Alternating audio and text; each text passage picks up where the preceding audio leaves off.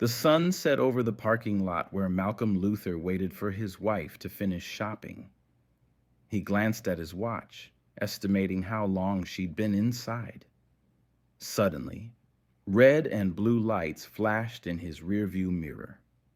A patrol car pulled up, and an officer, Jake Kramer, approached, his hand near his holster.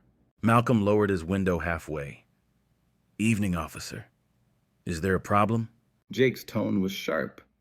"What are you doing here?" "I'm waiting for my wife," Malcolm said calmly. Jake ignored the explanation. "Step out of the car." Tension thickened as Malcolm hesitated.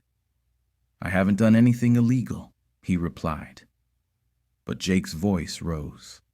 "Step out now." Reluctantly, Malcolm complied. As he opened the door, Jake grabbed him and twisted his arm behind his back. "You don't belong here," Jake hissed. The words stung. Malcolm's jaw tightened. "I've lived here for years," he replied evenly. Jake scoffed, frustration boiling over. Then, without warning, he punched Malcolm in the stomach.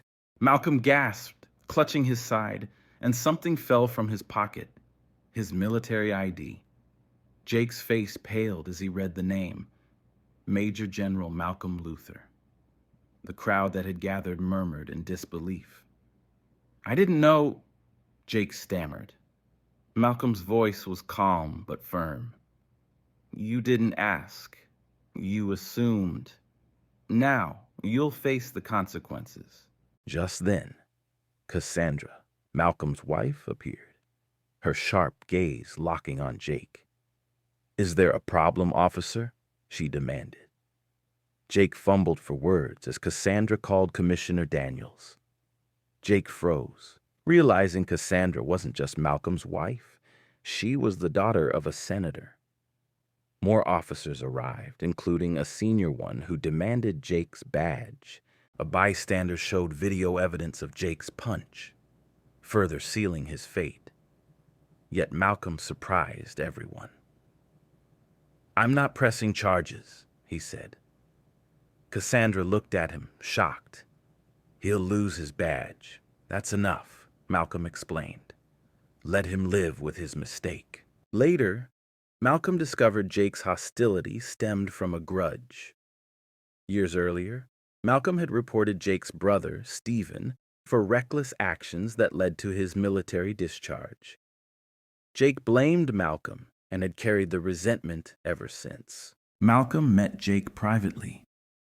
"You've let your anger consume you," Malcolm said. Jake, defeated, admitted, "I thought bringing you down would make things right, but it didn't." Malcolm urged him to own his actions. Jake, overcome with guilt, agreed to turn himself in. Weeks later, Malcolm received a letter from Commissioner Daniels, promising reforms in police training and accountability.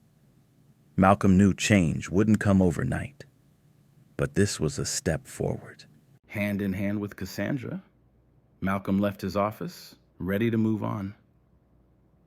Justice wasn't just about punishment. It was about building a better future.